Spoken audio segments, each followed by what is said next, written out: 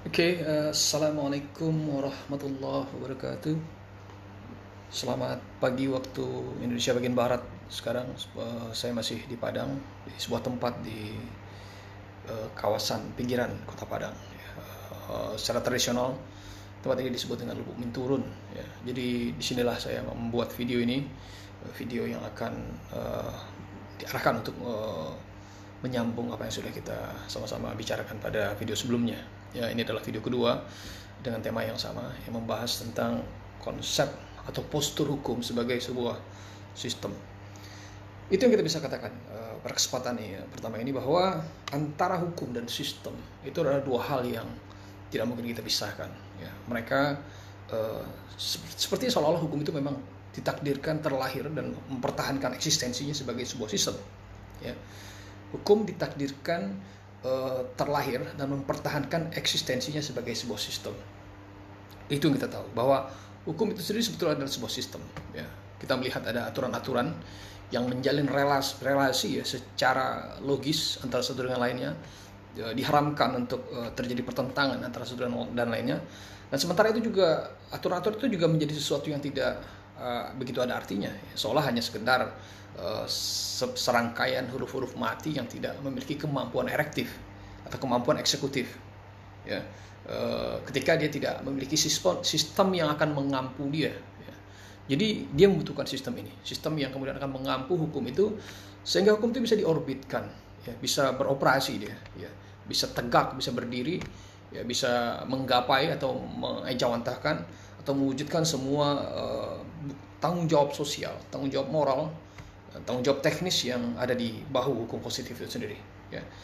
Jadi boleh dikatakan hukum tanpa sistem yang memangkunya ini, yang mengampunya ini, dia seolah-olah adalah sesuatu yang tidak memiliki kemampuan fungsional. Dia kehilangan semua kemampuan, visibilitasnya, kapabilitasnya ya untuk menjalankan fungsi-fungsi teknis, ya, fungsi-fungsi administratif, fungsi-fungsi moral, fungsi-fungsi sosial, fungsi-fungsi yang kemanusiaan dan sebagainya. Ya. Itu yang kemudian begitu majemuk fungsi hukum itu sebetulnya. Ya. Nah, itu yang kemudian akan dijawantahkan oleh hukum, ya, dengan bersandarkan atau sangat bergantung kepada sistem tadi, sistem yang mengampunya tadi. Nah, istilah sistem adalah istilah yang tentu saja lazim sekali ya, atau sesuatu yang sangat familiar di kita di Fakultas Hukum. Kita mungkin pernah mendengar istilah sistem penegakan hukum. Kita pernah mendengar sistem peradilan pidana. Kita pernah mendengar sistem peradilan perdata. Kita pernah mendengar sistem peradilan konstitusional. Sekalipun tidak terlalu sering orang menyebut dua terminologi terakhir, tapi sebetulnya itu eksis ya. Sistem peradilan konstitusional itu eksis. Sama halnya seperti sistem peradilan pidana. Karena setiap ranah hukum itu dia memiliki mekanismenya sendiri ya, untuk menjawab atau menyelesaikan semua persoalan-persoalan ya, berkenaan dengan hak dan kewajiban itu ketika dia memisahkan diri ke dalam kategori-kategori itu ya. Jadi tidak sekedar apa yang dikatakan oleh Cicero ya, bahwa hanya dipisahkan ke dalam hukum publik dan privat, tapi belakangan ya seiring berjalannya waktu sudah mengalami pertumbuh kembangan yang sedemikian berarti signifikan ya terkait dengan ranah-ranah hukum tadi. Ya, kembali kepada sistem hukum ya. Terminologi sistem hukum adalah sesuatu yang sebetulnya hal yang sudah sejak lama ditekuni, dipelajari, didalami oleh para pemikir-pemikir besar ya di dalam tradisi filsafat hukum ya.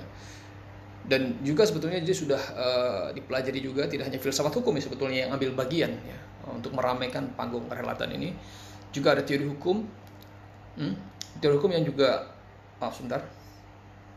teori hukum yang juga ikut ambil bagian melakukan pendalaman yang bersifat teoritik terhadap hukum.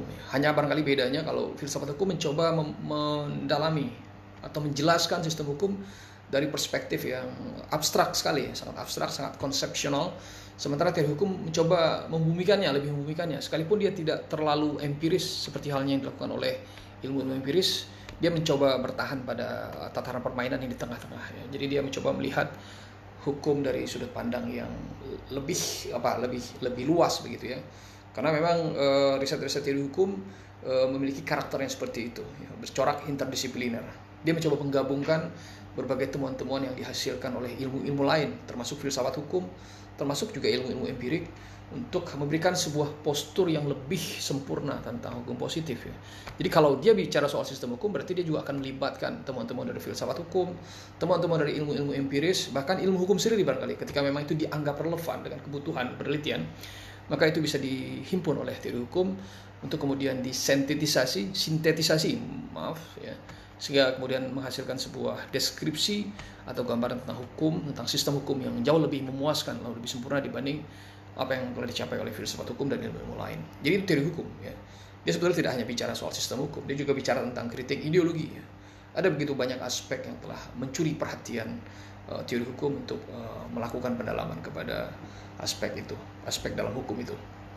Nah, selain itu juga selain teori hukum, juga ilmu-ilmu empiris sepertinya juga sudah sejak lama ya menunjukkan minat besarnya terhadap sistem hukum. Katakanlah seperti antropologi hukum.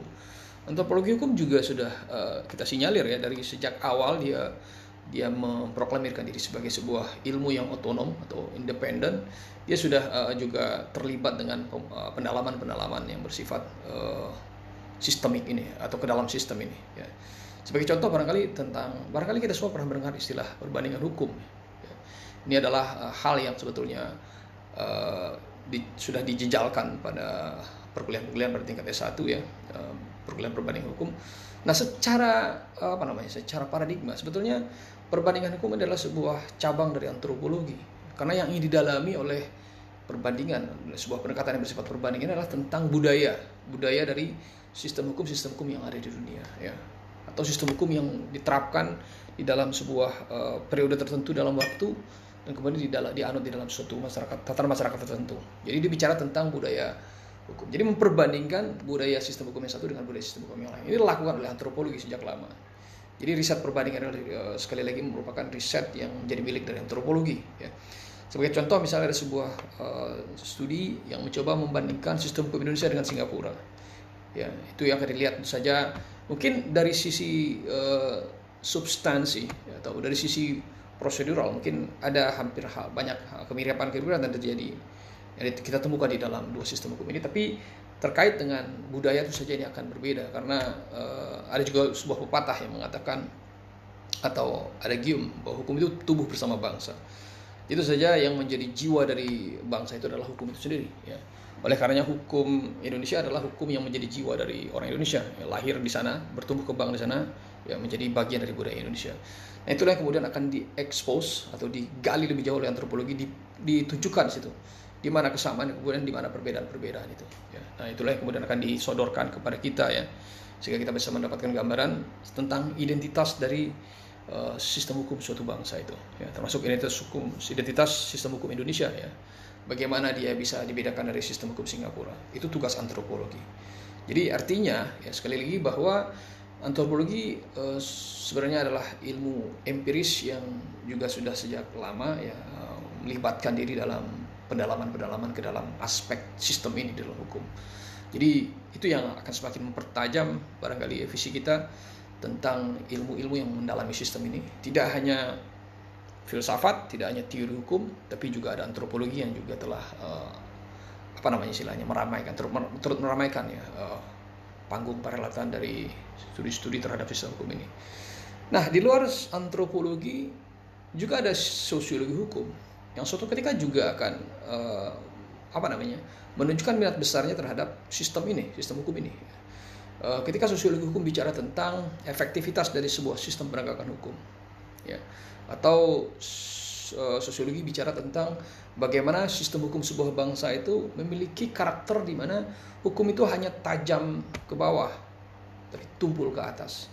Ya, jadi ini adalah juga hal yang menjadi salah satu tema besar di dalam studi-studi sosiologi. Dan sebetulnya kalau kita merujuk kepada sejarah, ya konsep hukum sebagai sebuah sistem yang tajam ke bawah tapi tumpul ke atas ini adalah hal yang memang sudah sejak lama menjadi perdebatan di kalangan para filosof ya. Bahkan seorang yang para filosof seperti Anarcharsis pernah dari awal memang sudah menyampaikan ini kepada rekannya Solon, orang yang baru dikenal ketika itu. Anarcharsis adalah seorang filosof dari wilayah kalau sekarang mungkin Turki ya, Asia Minor itu. Dia memang senang bertualang ya. Perjalanan dia lakukan kemana-mana sampai kemudian dia tiba di sebuah tempat di Athena ya. Kemudian dia mendengar dari orang-orang bahwa ada seorang pembesar Athena yang baru saja menyelesaikan proyek legislasi, ya, membuat sebuah konstitusi untuk bangsa Athena ketika itu, atau kodifikasi hukum tertulis. Ya, kita tahu kodifikasi yang dipahami oleh orang primitif seperti itu tentu saja berbeda dengan kodifikasi di era sekarang, ya. Dan juga konstitusi, ya. Jadi di sana mungkin sudah merangkum semua, sudah merangkum tentang sistem pemerintahan, sudah hukum pidana, hukum perdata, semua sudah masuk ke dalam sana. Nah, itulah yang kemudian ditampilkan Solon di hadapan Anacharsis yang ingin tahu tentang apa yang sebetulnya telah dicapai Solon dengan proyek legislasinya itu. Ya, akhirnya mereka bertemu dan Anacharsis memperkenalkan diri sebagai seorang pengembara begitu, ya.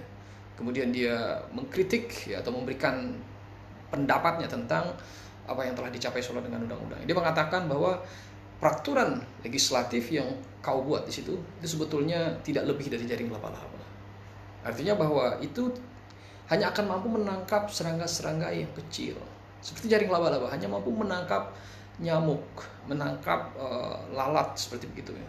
Tapi begitu dia bertemu dengan binatang-binatang lebih besar, katakanlah seperti burung hantu, ya, burung elang, dan juga kelelawar, itu akan dapat dengan mudah mencabik-cabik jaring laba-laba itu. Jadi artinya bahwa itu akan percuma, kata Anacharsis. Jadi dimanapun, kapanpun, bagaimanapun kau membuat sebuah kodifikasi itu, hasilnya akan selalu sama, kata Anacharsis, bahwa peraturan itu hanya akan tajam ke bawah, dan itu yang kemudian akan tumpul ke atas. Itulah yang barangkali terjadi di mana-mana hari ini, ya. Tidak hanya di Indonesia, barangkali mungkin di negara-negara lain juga hal ini, gejala yang sama juga hadir mewarnai kehidupan hukum mereka di situ, ya. Jadi itu yang kita bisa lihat tentang bagaimana hukum juga dipelajari juga oleh sosiologi hukum, ya. Jadi sebetulnya ada begitu banyak bidang ilmu lain yang juga ambil bagian, berpartisipasi untuk memberikan penjelasan tentang seperti apa postur hukum itu ketika kita meninjau sebagai sebuah sistem.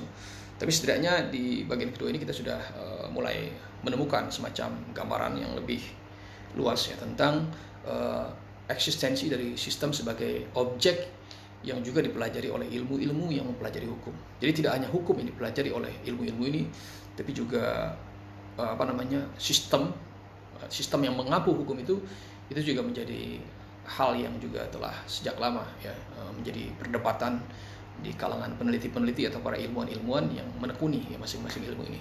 Saya pikir itu untuk bagian yang kedua ini, video kedua ini. Kalau terlalu panjang nanti bosan juga, ya.